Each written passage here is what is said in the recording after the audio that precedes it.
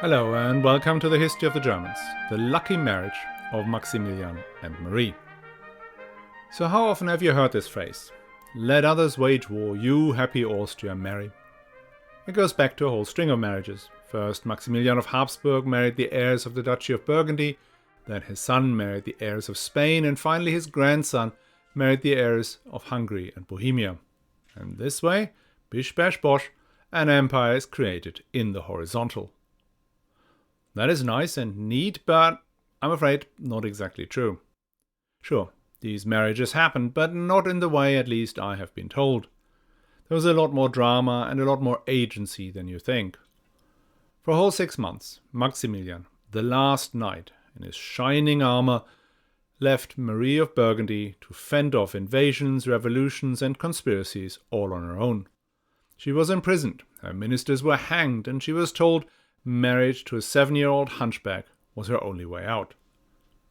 How she managed through that and found herself in the very first truly passionate marriage we have heard about in the History of the Germans podcast, well, that is what we're going to be talking about today.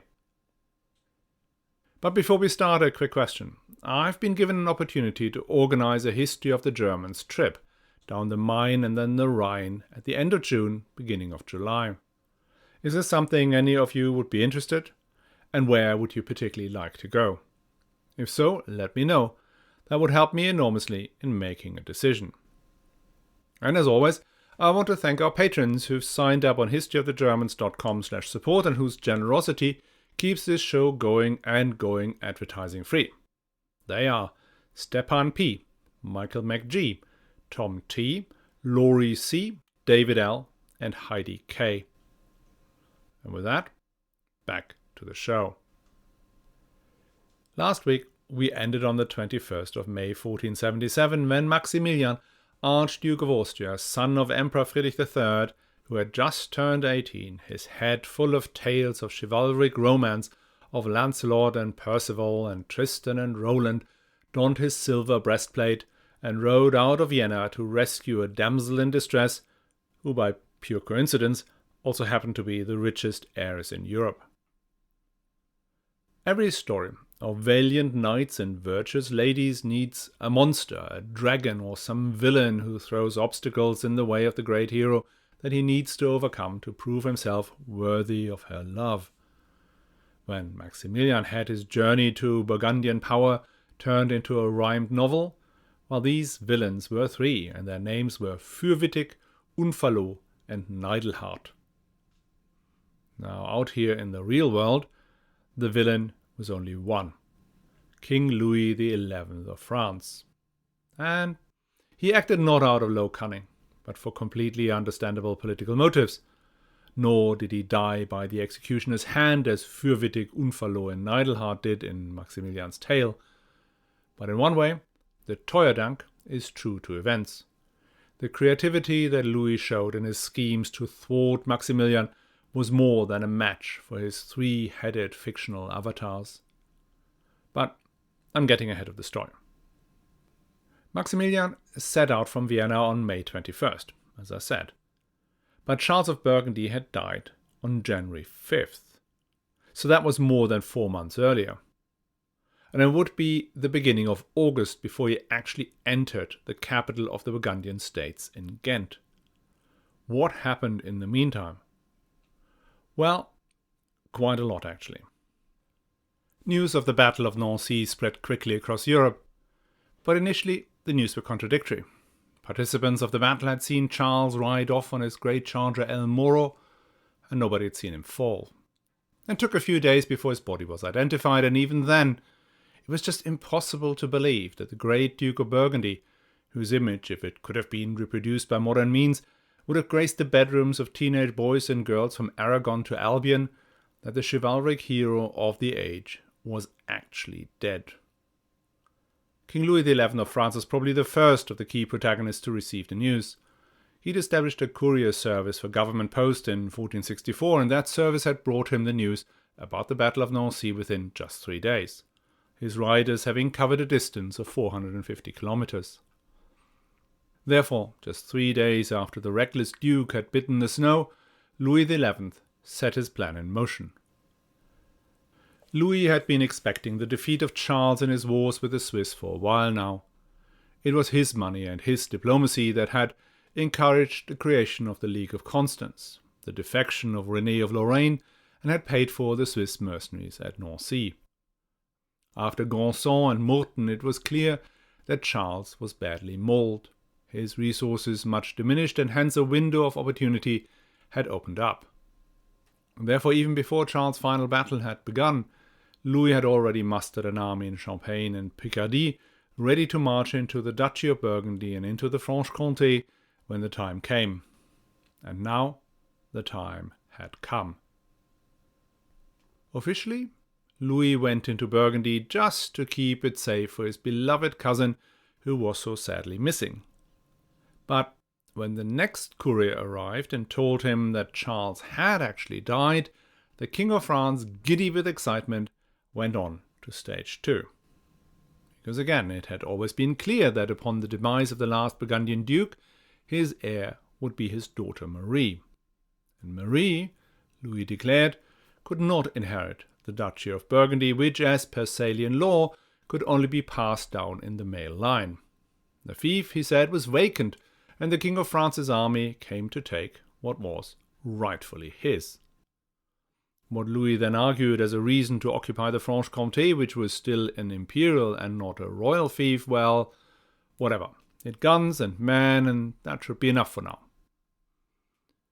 Louis XI has received a lot of bad press, in particular in the German and the English-speaking world. Sir Walter Scott summarized him as follows: "That sovereign was of a character so purely selfish, so guiltless of entertaining any purpose unconnected with his ambition, covetousness, and desire of selfish enjoyment, that he almost seems an incarnation of the devil himself, permitted to do his utmost to corrupt our ideas of honour in its very source." Nor is it to be forgotten that Louis possessed to a great extent that caustic wit which can turn into ridicule all that a man does for any other person's advantage but his own, and was therefore peculiarly qualified to play the part of a cold-hearted and sneering fiend. At the other end of the moral spectrum, Machiavelli had only one real criticism of Louis XI, that he replaced his national infantry with Swiss mercenaries, which Machiavelli thought were unreliable. So a true villain, then. Now, before we jump on the bandwagon and regard Louis XI as President Snow trying to break up the star-crossed lovers, we should take a step back and look at Louis and his Kingdom of France in the broader political context of the 15th century. Louis XI was born in 1423, and at that time his father, the Dauphin Charles, had been disinherited by his own mother, and his crown had been promised to an English king. Anglo-Burgundian armies occupied Paris and were inflicting defeat after defeat on the man they called the King of Bourges, after the rather modest capital of his ever-shrinking territory. When Louis was 6, he met Joan of Arc, and it was only her divine intervention that made the gradual recovery of the royal house of Valois and with it the Kingdom of France possible. So what remained in the personal and the institutional memory of the French kingdom was that idea that the English can be pushed out of the country even if they win all the battles as long as they're alone. But an alliance between England and Burgundy, well, that could take down the royal family, could take down even the kingdom itself. And what are the chances that God would once again send a 13-year-old peasant girl to save the day? Therefore, no king of France could sleep soundly as long as there was a powerful state on their eastern border. When Louis XI attacked Burgundy hours after receiving news of his distant cousin's defeat, it was not just greed for territory and wealth, but an act of preventive self-defense. And the sneakiness, the double-dealing, the paying of agents and hidden allies? Well, that wasn't cricket, but then he was fighting for the survival of his dynasty that had nearly been wiped out 50 years earlier. Okay, the state of the Grand Dukes of the West had to go, but how could that be done? Well, the first step was to take the southern part, the Duchy of Burgundy and the Franche-Comté, which, as I said, happened within just days. But these were the economically and militarily less significant parts and also disconnected from the main territory. So how was he going to get hold of the rest? There were a couple of cities in what is today the regions of Picardy, Pas-de-Calais and Ardennes that had been part of the lands of Charles the Bold, but, like the Duchy of Burgundy, were to revert to the crown in case of the absence of a male heir. And so Louis dispatched several of his lords to negotiate with the citizens about a handover, and as always provided them with bags of cash to facilitate the process.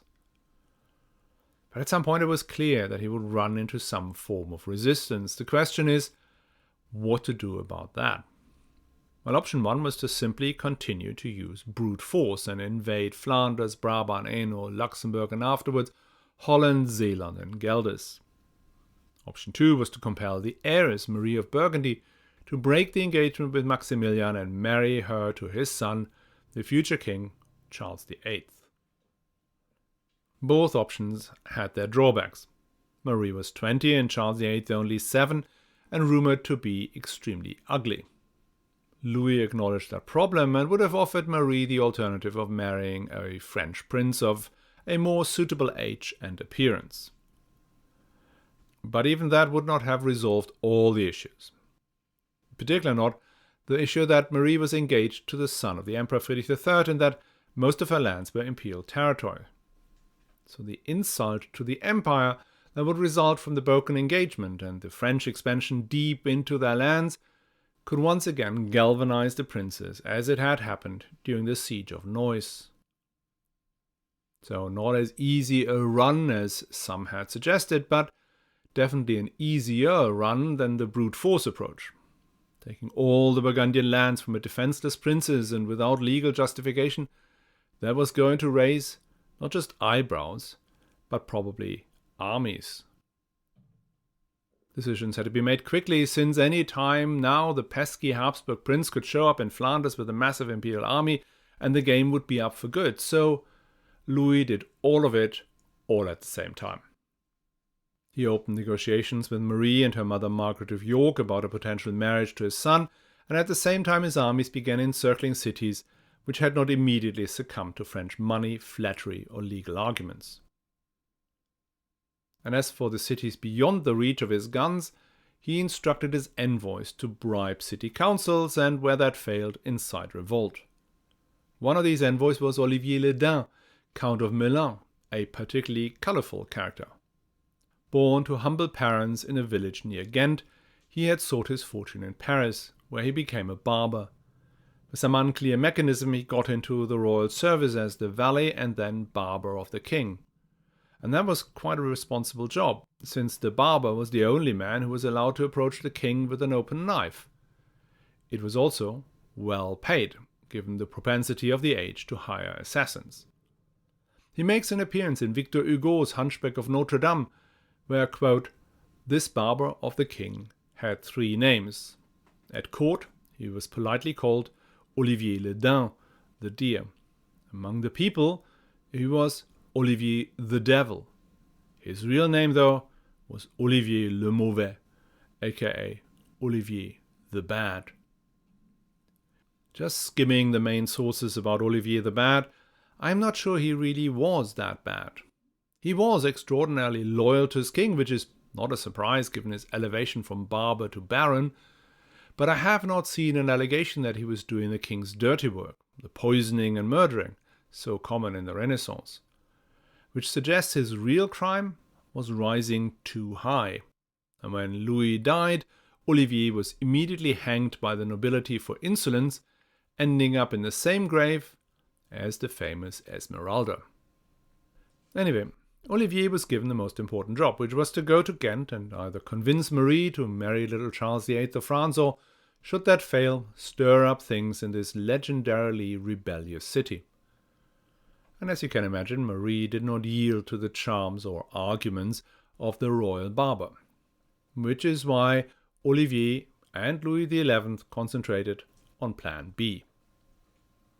Okay, we have Louis XI bribing and fighting his way into the Grand Duchy of the West, But what was the heir to the Burgundian lands up to? The anonymous Chronicle of Flanders said about her, quote, "And his daughter Marie was left, young and without experience, burdened with so heavy an inheritance that no man would have dared bear it." This is one of those quotations that is both entirely accurate and utterly misleading. Inexperienced is often equated to naive, amateurish, and hence in dire need of someone who takes decisions on her behalf. But it could also simply mean that, so far, she had been kept away from the affairs of state and hence had not experienced what it meant to rule.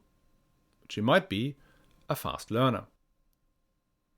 I will leave the judgment to you, whilst I will first talk about why Burgundy in 1477 was indeed a heavy inheritance, and then tell you how she handled it. The state of Burgundy had not emerged organically as a product of cultural affinity or geography, but was purely a product of the ambitions of a cadet branch of the French royal family. Its lands straddled the border between the Kingdom of France and the Holy Roman Empire. Parts of it, namely the Duchy of Burgundy itself, the Artois, and most of Flanders, were fiefs of the King of France, whilst Brabant, Hainaut, Holland, Zeeland, Friesland, Limburg, Liège, Utrecht, Gelderse, the Franche-Comté, and Luxembourg were imperial fiefs. Some regions spoke French, others various dialects of Low German. There were the great textile manufacturing cities like Ghent, Ypres, Arras, Tournai, and the trading hubs of Bruges, Antwerp, and Amsterdam, but also large swathes of food-producing countryside.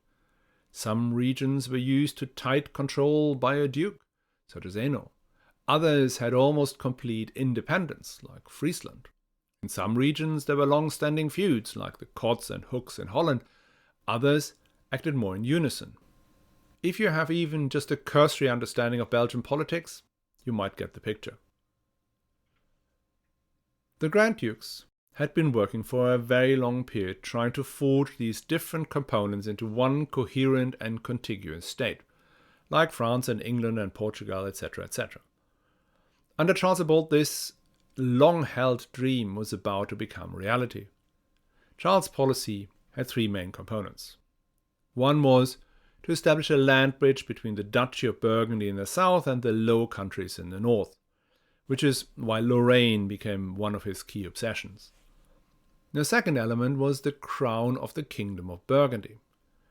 Like the Emperor Karl IV had done with the St. Wenceslas crown in Bohemia, Charles believed by creating a crown as a symbol of his state, he could tie his nobles, his cities, even the peasants, to an idea, to a political concept, something that transcended the personal loyalty to him as their duke.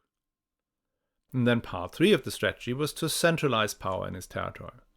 He sidelined the courts on the level of his various duchies and counties and either linked them to or replaced them by a high court in the town of Mechelen. He did the same with the fiscal administration and strengthened central government functions, all headed by his chancellor. None of these policies were popular with the proud cities or the estates of his duchies and counties. They pushed back against the ever-increasing tax burden that Charles imposed to fund his wars of expansion. They balked at the expense of the court, the splendor of which shifted from a source of pride for the locals to just a symbol of extortion. But what they really objected to was the suppression of all their individual rights and privileges, the freedoms they had accumulated over the centuries. These objections had then fueled endless revolts, including those in Dinant and Liège. Charles' response had been to burn both cities to the ground and kill its citizens by the hundreds and thousands, at which point Charles needed to build up an ever larger army to both fight abroad and suppress his opponents at home, which increased the tax burden even more, which in turn accelerated the centralization policy, which in turn fueled the anger and the resentment against the regime, which led to more repression, even more expenses for military forces, and so forth and so forth and so forth. When Marie confirmed her father's death almost a month after the Battle of Nancy, all this anger and hatred broke through to the surface. Preachers called the demise of the Duke God's punishment for his excessive tyranny, and it is surprising that the mob did not celebrate it by lighting bonfires and partying through the night.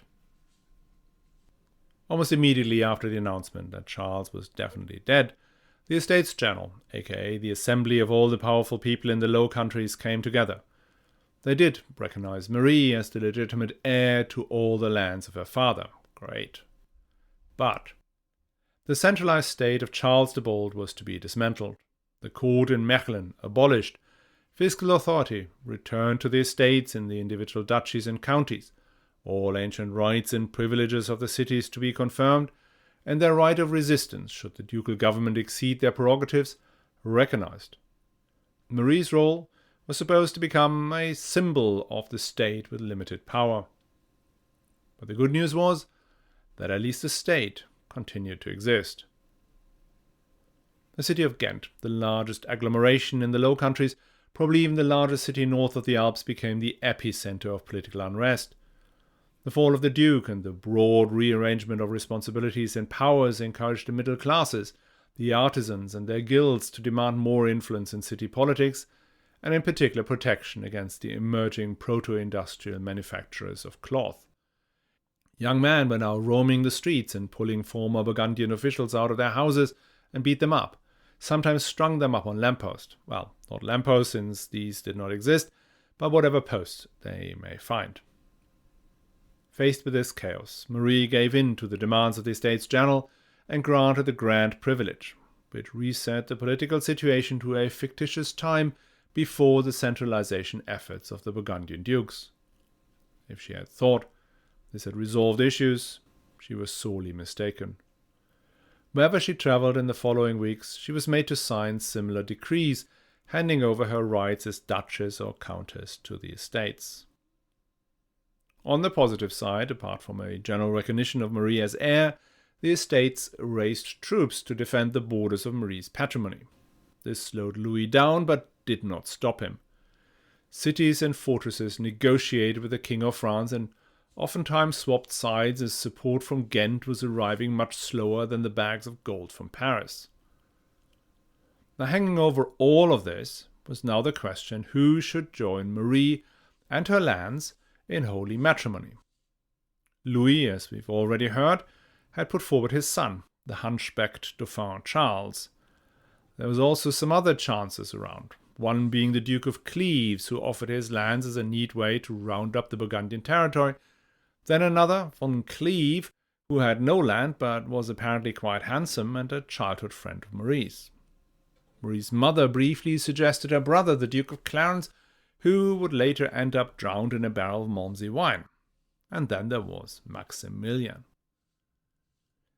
But it wasn't entirely Marie's decision. Now that the Great Privilege had been signed, the Estates General demanded their say in the negotiations. So there were now two delegations negotiating with Louis XI, one comprising Marie's Chancellor, William Huguenot, and one of her courtiers, Guy d'Ambercourt, as well as another delegation made up of the representatives of Ghent and the estates. When the city delegation came to Louis, well, he saw them as rabble, the typical rebellious folk from Ghent. He wasn't really interested in doing a deal with them. Instead, he used the opportunity to blow up Flanders for good. He showed the city delegates a letter from Marie's hand that said, well, that she would only accept terms negotiated by her chancellor and 3 other named individuals. Any arrangements made with the city or the estates, well, they were of no import to her and she wouldn't do what these arrangements would say. And as it happened, that was very much the opposite of what she had told the Estates General she would do. News of that, what the people of Ghent variously called deception, betrayal and treason, set the streets alight. Huguenot, Ambercourt, and the 2 others named in Marie's letter were dragged to the main square, tried for treason, and convicted. Marie immediately pardoned them to save their lives, but the pardon was disregarded. All 4 were hanged on April 3rd, 1477. Now the whole of the Burgundian state was on fire. Whoever had shown sympathies for Charles' policies in the past was deposed and sometimes tried and hanged. In Holland, the ancient civil war between the hooks and the cots resumed. The artisans and sometimes the mob took control of several of the towns. Marie became a prisoner in her palace in Ghent. Her mother and closest adviser was sent away. Communication with the outside world became difficult. Marie's lady-in-waiting smuggled one letter out to her betrothed, young Maximilian in Vienna, that he should come as quickly as possible, since otherwise, quote, I would have to do things that I would never voluntarily want to do. End quote. Young Maximilian, meanwhile, was stuck back in Vienna. As we heard last week, the King of Hungary and his tremendous and tremendously expensive standing army was prepared to attack Austria. Hunyadi may have received some generous encouragement from Louis XI, though this may not even have been necessary. The Raven King wanted Austria for his grand Central European Empire. Now one can imagine Maximilian being torn between his loyalty to help his father defending their homeland against a hugely threatening, powerful invader, whilst at the same time his fiancée, daughter of his childhood hero, was in dire straits, held prisoner by ruffians and attacked by a slippery, scheming French king. It was not an easy decision. He sent a delegation headed by his proto-notary, Dr. Georg Hessler, to Ghent to discuss the details of the marriage contract. Hessler had been closely involved in the negotiations since Neuss and was familiar with all the details. He was, by the way, another one of these commoners playing a crucial role in these events, just like Olivier the Bad, the French royal barber, and Willem Huguenot, the now executed Burgundian chancellor.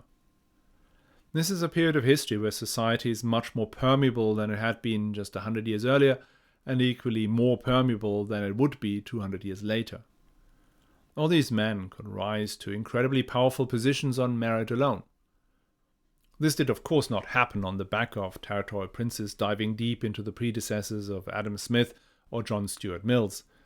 The reason they promoted these often highly educated and incredibly bright men was because they were unencumbered by connections to the leading aristocratic families, and they were fiercely loyal, two things the nobles never were. Hence Dr. Georg Hessler led Maximilian's embassy to Burgundy. But though ambitious commoners drive events, the external veneer still had to be embellished by great nobles. So with him came the Archbishop of Trier, the Bishop of Metz, the Count Palatine Ludwig of Veldenz, and 300 riders, their armour polished so as to blind the Ghenters with their reflection. Instead of leaving these men waiting for a few days, as would have been quite common, Marie welcomed them warmly on the doorstep. Once indoors, the Bishop of Metz began the formal proceedings, announcing Maximilian's intention to marry the gracious Lady of Burgundy. He handed over a letter with a diamond inside as a sign of how serious the Habsburg takes this suit. That would normally kick off a procedure that went on for weeks of hard negotiations over the details of the appanage, the dowry, the mourning gift, the rights of the grooms, yada yada yada. This time, the venerable bishop had barely finished his little speech praising Maximilian's great qualities as warrior, prince, and husband, when Marie interrupted him and went, "Okay, let's do it, like right here, right now." Everybody looked around confused. No, her father had said Max was a sound guy, and since he told me to marry him, I will marry him. Can we get on with it now? And indeed, the next evening, Marie of Burgundy and Maximilian of Habsburg were married by proxy. Ludwig Count Palatine stood in for Maximilian, and in an attempt to make it as binding as possible, the couple shared a bed for the night, though obviously separated by an unsheathed sword and presumably a sentry guarding the lady's honor. Meanwhile, then, Hessler wrote back to his master saying, "Get here ASAP. Do not think about the cost. This is going to be so worth it. The Low Countries alone could throw up 1.2 million guilders per year. Just to compare that, the imperial title produced just about 20,000 guilders and Austria maybe 200,000. And of course, with all the betting of duchesses business, the honor of Austria and the archducal family was now at stake. Come, make haste." The Austrian delegates were doubly keen on the swift arrival of their lord, since the febrile situation in the Low Countries could easily turn against them, and they could join Messrs. Huguenot et al., whose bodies were still swinging on the gallows. Because in the meantime something quite unexpected had happened. The arrival of the imperial delegation had created a sudden shift in the public opinion. 3 months of exposure to French aggression had caused doubts amongst the citizens of Ghent and the Estates General as to whether the King of France would be an upgrade to Charles the Bold and would respect their ancient freedoms. A quick scan of what was going on in France itself revealed that Louis XI was no less keen on centralization than the Burgundian dukes. He just did not burn down his own cities anywhere as often. The chaos in the streets, the rebellious artisans, and the renewed fighting made the leading merchants and landowners distinctly uncomfortable. The news spread that Louis had brought in 4,000 men with sickles and scythes to cut down the harvest in an attempt to starve out Ghent, Ypres, and Bruges. Rumors of hangings and broken promises inside French-occupied cities did the rest. Seeing the 300 armored riders coming in through the city gates reminded the Ghenters that French blue wasn't the only color. As the wedding was announced, the people began shouting "Kaiser, Kaiser" and "Maximilian, Maximilian." The garrisons of Saint-Omer, of Aire, Condé, and Valenciennes took heart and stood up to the French tide. The remnants of Charles' army trickled back from Lorraine and replenished the garrisons. The state of Burgundy was slowly coming back. Their hope now rested on Maximilian, and even more so his father, Friedrich III, to bring in the mighty armies of the empire. They had seen this army before when it had appeared before Neuss. Its knights hardened in dozens of feuds, the infantry with their pikes that had fought in the Mainzer Stiftsfehde, the Prince's War, the Soester Stiftsfehde, and innumerable now forgotten wars. And let's not forget that what is now Switzerland was still part of the empire at that point, and these men of Grandson, of Murten and Nancy, as the Burgundians had so painfully learned, were invincible. All eyes turned south, where any minute now the young prince would appear and throw out the French and bring peace, a peace where the ancient freedoms are preserved, just as they are in the rest of the Holy Roman Empire. Maximilian, hearing of the 1.2 million gulden, the support from the local populace, and the physical attributes of his betrothed, set off in May. But it took him 3 months before he entered the great city of Ghent. What has he been doing in the meantime? The problem was that Maximilian understood full well what Marie and the Burgundians expected him to bring in as a morning gift, aka a massive army of German super soldiers. And he also knew that his father, under attack from Matthias Hunyadi, could not give him a massive army of German super soldiers. In fact, he could not spare a single man. All Friedrich could do was to call in favors, officially bestow the imperial fiefs on Marie, and wish his son and soon-to-be daughter-in-law best of luck. Maximilian travelled from one court to the next, begging for men and money to defend the western border of the empire against the machinations of the French. But success eluded him. Louis had been busy bribing German princes too, not just to refuse help, but actually to stake their own claims. The King of Bohemia demanded Luxembourg, the Wittelsbachs Holland, Zeeland, and Hainaut, and even cousin Sigismund of Tyrol, Maximilian's closest surviving relative, said no, whilst counting the 50,000 gulden Louis XI had given him, and which he would undoubtedly waste on more girls and guns. Maximilian arrived in Ghent at the beginning of August 1477 with just 1,200 horse, many of those bought with Burgundian money. Many mighty princes and archbishops accompanied him, and he himself, he was the business. Atop his palfrey, clad in white over his silver and gold armor, 18 years old, not really handsome, but physically strong, an open and determined face, he appeared, as one chronicler said, like an angel descending from heaven. And Ghent did return the favour. The streets were covered in flowers, triumphal arches had been erected, the burghers hung their hugely valuable tapestries from their balconies, and everywhere people shouted, "You are our Duke and Prince, defend us," or, really most unusual for the rebellious Ghenters, one banner read, "Whatever you tell us to do, we'll do it." Straight from the procession, Maximilian headed to Ten Walle, the ducal palace. Having passed through a line of torches, he, for the very first time, encountered his bride. Reception now followed Burgundian court protocol, with long speeches praising each other's lineage and fecundity, and then we move into something our boy from Styria may not have expected. His intended mother-in-law told him that Marie had hidden a carnation close to her heart, the symbol of pure love and good luck. To which he, being 18, may have just responded, "Oh, yeah, cool." But then his mother-in-law insisted that he should go and get that carnation. ? I mean, Maximilian had girlfriends before, but he just wasn't used to opening ladies' corsets in public. But that is exactly what the Archbishop of Trier now told him to do.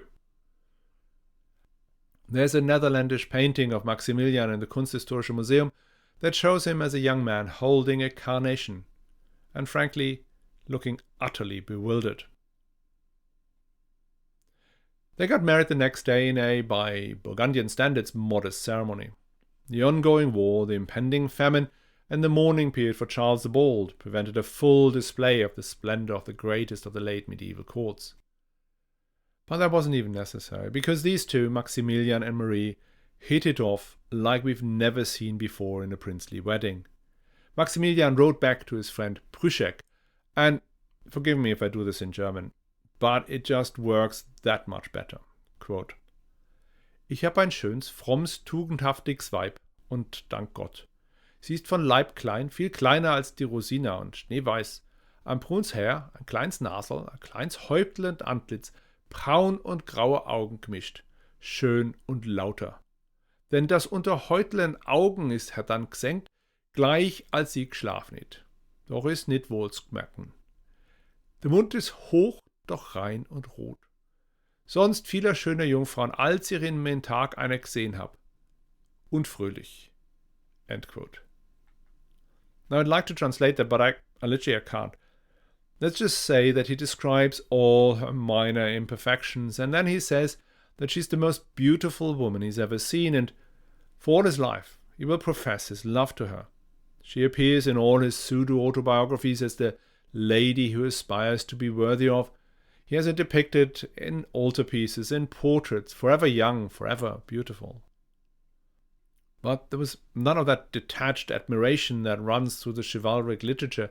She was smart, decisive, and in these first months after her father's death had shown enormous resilience. So he trusted her judgment. They worked together and they played together.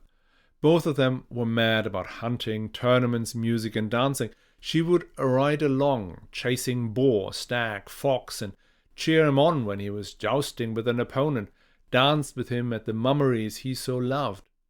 They were made for each other, and within barely a year she gave birth to a son, Philip, named after her grandfather and the founder of the Burgundian dynasty. So all was great. To Felix Austria Nube, all of Burgundy is now gone to the Habsburgs. The road to an empire where the sun never sets is wide open. Well, don't we forget something here.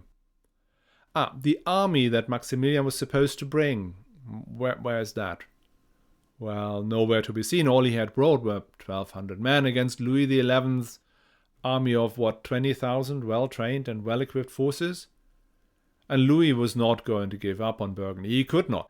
As long as Burgundy exists, every French king is in mortal danger. The war will go on. And next week we will see whether Maximilian can do more than woo an heiress. I hope you will join us again. And those of you who feel for poor Maximilian, who had to bow his head in shame, admitting to his beloved wife that unfortunately, he does not have the money and the power that she had expected. Remember, you can put him back in the saddle, at least on this podcast. You know where to go, and you know what to do.